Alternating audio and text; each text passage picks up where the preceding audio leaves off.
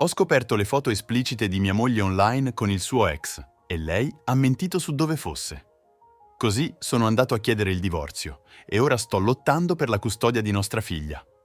Sono stato in una relazione con mia moglie per 16 anni e siamo sposati da quasi 13. Abbiamo 2 figlie biologiche, una delle quali considero mia in ogni modo. Ho incontrato mia moglie al matrimonio di un collega. Era venuta con un mio amico di lavoro, si conoscevano dai tempi del college. Ci siamo trovati subito bene quella sera e pensavo che fossimo inseparabili da allora. Recentemente qualcosa è cambiato. C'è stata una crescente distanza tra di noi, un muro invisibile che sembra diventare più spesso ogni giorno. Non riuscivo a capire quando fosse iniziato o perché, ma lo sentivo nel modo in cui mi guardava e esitava prima di parlare. Sembrava che non fossimo più sulla stessa lunghezza d'onda. Lei andava al piano di sopra a leggere il suo libro e io restavo da solo al piano di sotto. Usciva più spesso con le sue amiche, lasciandomi a prendermi cura delle ragazze. Non ricordavo l'ultima volta che avevamo avuto una vera conversazione che non riguardasse i bambini o qualche noiosa faccenda domestica. Era come se stessimo vivendo come una coppia sposata senza essere più connessi. Qualche settimana fa ho accompagnato mia moglie alla sua lezione di chitarra, mentre facevo alcune commissioni rapide. Quando sono tornato, ho realizzato che aveva lasciato il suo telefono in macchina. Sapevo che sarebbe stata via almeno altri 30 minuti. Dopo un po' è comparsa una notifica. Era mia figliastra. Anche se non conosco bene Instagram, ho pensato che sarebbe stato divertente inviarle un messaggio da parte mia usando un filtro al posto di sua madre. Ho mandato una foto buffa. Dopo averla inviata, in qualche modo sono finito nei messaggi diretti di mia moglie. All'inizio non c'era niente di strano. Stavo per rimettere giù il telefono, ma poi ho notato un nome che ho sempre detestato. Lo chiamerò Brian. All'inizio ho esitato. Non volevo essere il tipo di persona che invade la privacy altrui guardando il loro telefono. Non avrei mai pensato di diventare quella persona quando si trattava di mia moglie. Ma poi la curiosità ha avuto la meglio su di me e, onestamente, quello che ho visto mi ha scioccato. Aveva salvato foto esplicite di entrambi. C'erano foto di nudo di lei e foto di lui nudo. C'erano video e conversazioni salvate su atti indecenti tra loro.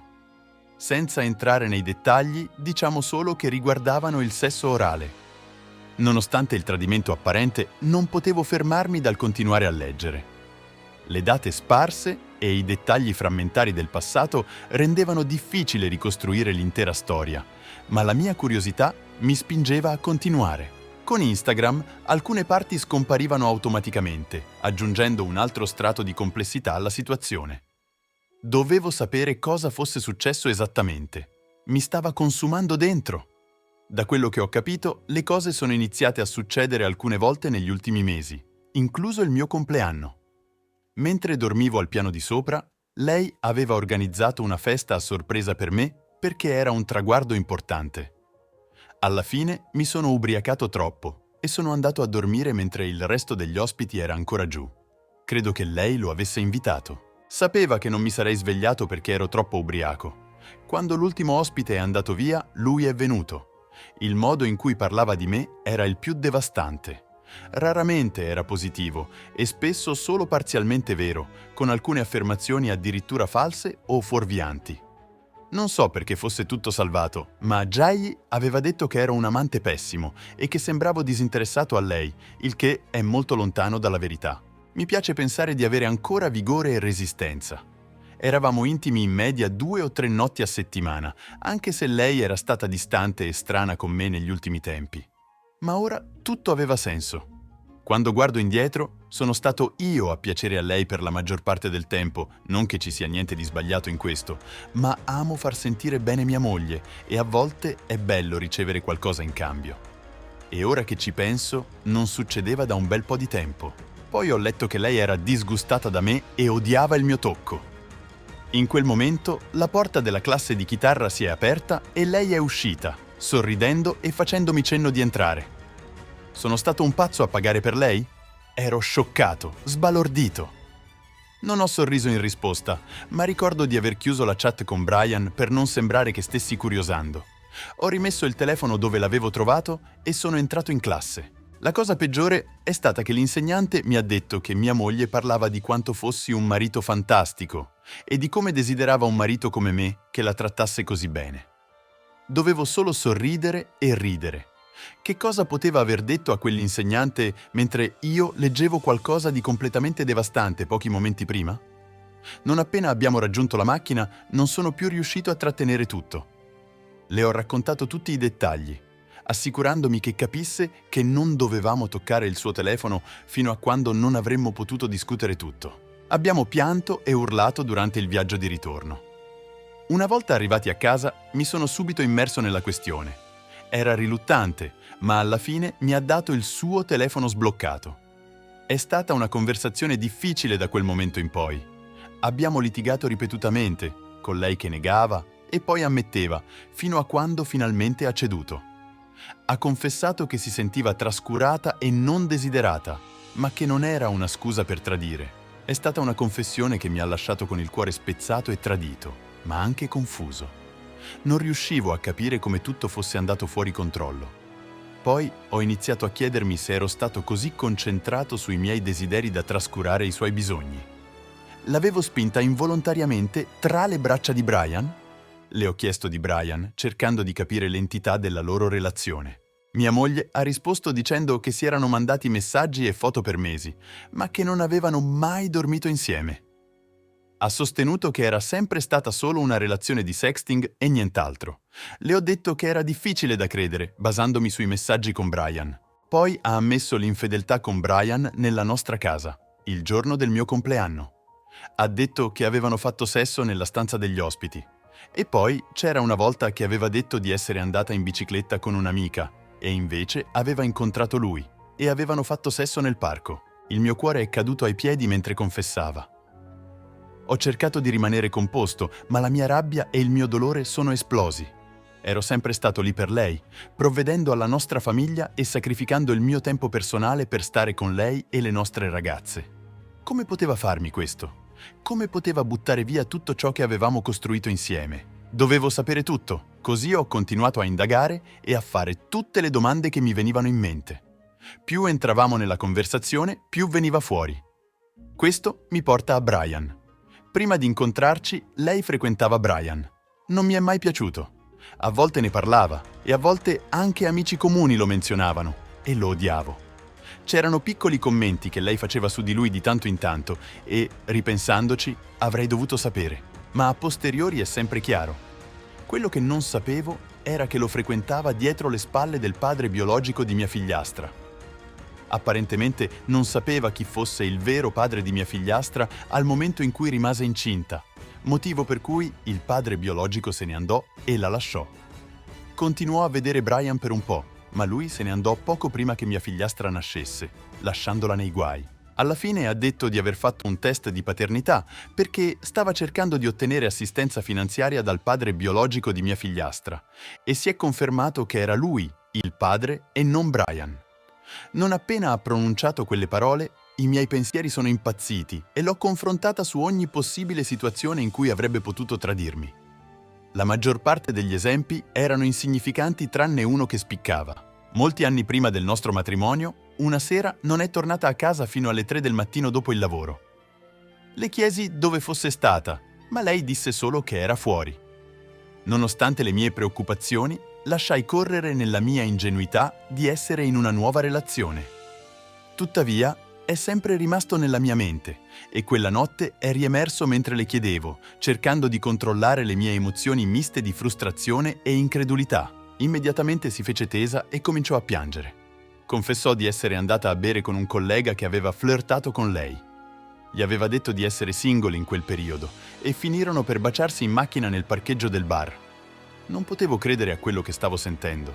Le bugie, il tradimento, gli anni di segreti, il dolore del passato tornavano a tormentarci.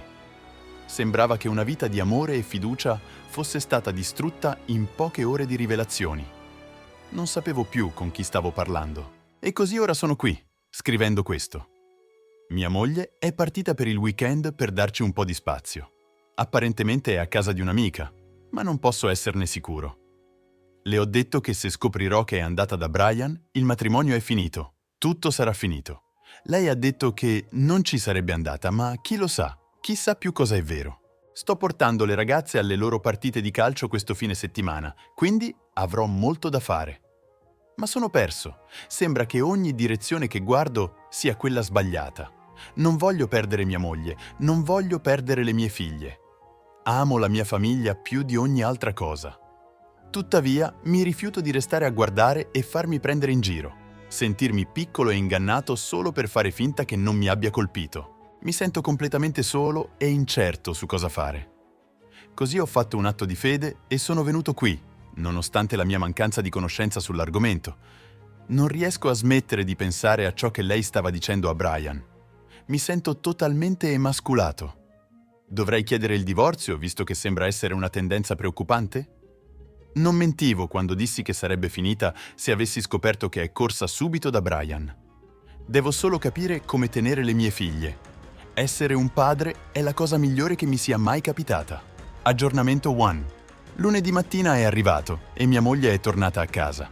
Si prepara e io cerco di essere calmo e casualmente le chiedo dove sia stata nel weekend prima che vada al lavoro.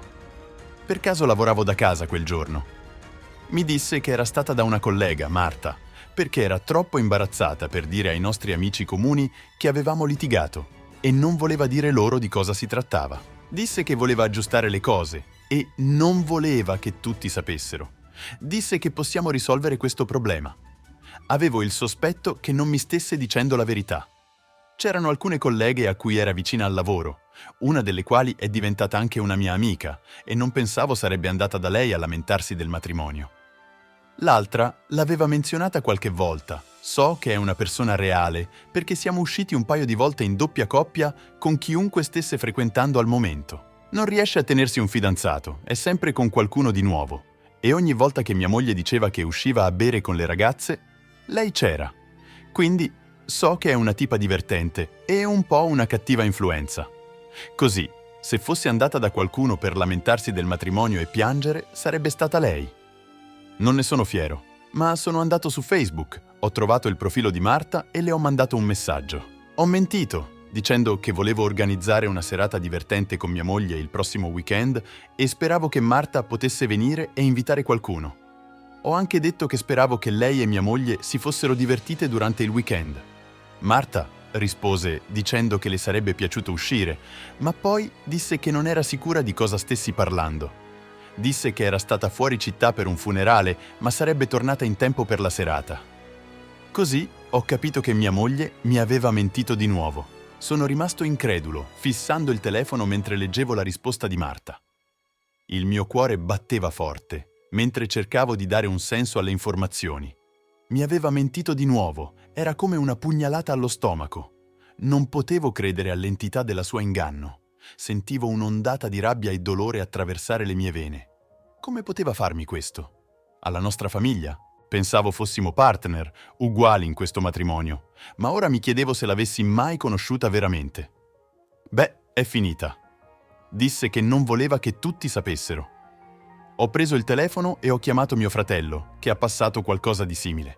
Gli ho raccontato cosa era successo e non mi vergogno di dire che ho versato qualche lacrima. Non potevo permettere a mia moglie di continuare a mentire e manipolarmi. Era ora di prendere il controllo della mia vita e proteggere la mia famiglia. Mio fratello mi ha dato le informazioni sul suo avvocato e l'ho contattato immediatamente. La sua assistente mi ha risposto subito e ho iniziato a mettere in moto le cose. Ho detto che volevo la custodia congiunta dei miei figli e ho spiegato la situazione.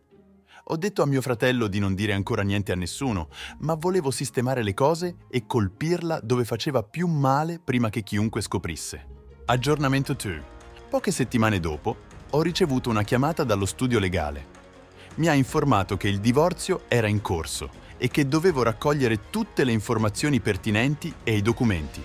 Mi sentivo sollevato sapendo che stavo prendendo i passi necessari per proteggere me stesso e la mia famiglia. Durante questo periodo ho anche contattato un terapista per aiutarmi a navigare nel tumulto emotivo che stavo vivendo. Mi ha anche detto che avevo buone possibilità di tenere i miei figli con me se avessero scelto di stare con me. Beh, questo mi spaventava perché sentivo che eravamo tutti così vicini. Non volevo che i miei figli dovessero scegliere tra la mamma e il papà. Tutto questo doveva essere piuttosto segreto. Volevo assicurarmi di avere tutto coperto prima di consegnarle i documenti, perché non sapevo come avrebbe reagito. Così stavo essenzialmente aspettando il momento giusto. Alcuni potrebbero pensare che stavo solo procrastinando, ma non era così. C'era un metodo nella follia. Sì, stavo ancora agendo come se volessi sistemare le cose con mia moglie durante tutto questo. Non potevo darle alcuna idea che volevo porre fine alle cose, quindi ho finto. Ho cercato di fare il possibile per mantenere la facciata, ma poi è successo qualcosa di complicato. Nel tentativo di mantenere le cose segrete, non sono rimaste segrete. Mio fratello, naturalmente, ha detto a sua moglie e sua moglie, a sua volta, ha fatto trapelare la notizia a tutti. Non ero veramente arrabbiato per questo, ma è finito per arrivare alle orecchie delle mie figlie, perché i loro cugini hanno detto loro cosa aveva fatto la mamma. Le mie figlie mi hanno affrontato un giorno mentre la mamma era fuori e mi hanno detto che sapevano cosa stava succedendo tra me e la mamma. Mi hanno detto che erano dalla mia parte e che non volevano vivere con lei. Ho detto loro che avrei fatto tutto il possibile per farlo accadere. Più tardi quel giorno ho consegnato a mia moglie i documenti per il divorzio. Mentre le davo i documenti era sotto shock. Non poteva credere che avessi preso una decisione così drastica e mi ha implorato di ripensarci. Ma ero fermo nella mia decisione. Ho chiarito che volevo fare ciò che era meglio per i nostri figli e che ero disposto a lottare per i loro interessi. Nelle settimane successive il processo legale è iniziato. Ci siamo incontrati con i nostri rispettivi avvocati e le negoziazioni sono iniziate. Ogni giorno sentivo il peso del divorzio pendere su di me come una nuvola scura, ma sapevo che dovevo essere forte per i miei figli. Durante questo periodo, le ragazze sono rimaste con me e la mia futura ex moglie si è trasferita. Sì, avete indovinato, è andata a stare con Brian. Aggiornamento 3. Le ragazze sono con me a tempo pieno e ora è legale con la corte. La mia ex le vede ogni secondo weekend, ma solo se si trasferisce dalla casa di Brian e trova un proprio appartamento, cosa che ha fatto. È rimasta con Brian un po' più a lungo. Ha anche lasciato il lavoro che aveva tenuto per oltre 11 anni perché lui affermava di avere un'opportunità per lei di lavorare da casa in qualcosa relativo alla sua attività. Ma alla fine è stato arrestato per evasione fiscale. Non conosco i dettagli. Comunque, cercherò di mantenere le cose il più semplici possibile. Lei è senza lavoro e attualmente sta cercando un impiego. Mi ha chiesto dei soldi un paio di volte per pagare l'affitto, ma le ho detto chiaramente che non potevo farlo. Penso che ora stia cercando di tornare a vivere con i suoi genitori. Non ha nessun altro posto dove andare.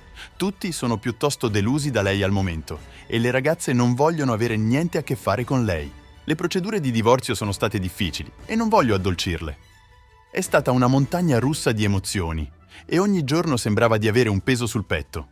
La mia ex cercava di tirarmi giù e ci sono stati momenti in cui pensavo di non vedere mai la luce alla fine del tunnel. Ma ho continuato ad andare avanti, non solo per me, ma per le mie ragazze. Avevano bisogno di un ambiente stabile e sapevo che dovevo essere io a fornirlo. Grazie per aver seguito la mia storia fino alla fine. Ora voglio sapere da voi. Cosa fareste se foste stati nei miei panni? Lasciate un commento qui sotto e fatemi sapere i vostri pensieri. E non dimenticate di mettere like e iscrivervi al canale per non perdere le prossime storie incredibili. A presto!